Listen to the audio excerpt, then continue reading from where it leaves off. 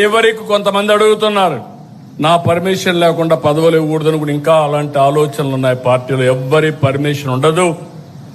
ఎవడు బాగా పనిచేస్తే వాడికే దండేస్తాం తప్ప ఎవరి పర్మిషన్ ఉండవు. పార్టీ ఎవరిని నియమిస్తే వాళ్ళకు అండగా నిలబడడం, వాళ్ళతో కలిసి పనిచేయడం మీ బాధ్యత, మనందరి బాధ్యత, నా బాధ్యత కూడా. ఇంకా విధానాన్ని రూపకల్పన చేసుకుందాం. ఏ విధంగా అవార్డు వాళ్ళని గుర్తించాలో చేద్దాం. మీ గౌరవం పెరగాలంటే మీ నియోజకవర్గం బలంగా ఉండాలి. మీ నియోజకవర్గం బలహీనపడి మీరు బలపడాలంటే, మీ గౌరవం పెరగాలంటే పెరగదని చెప్పి కూడా నేను మీకు తెలియజేస్తున్నా.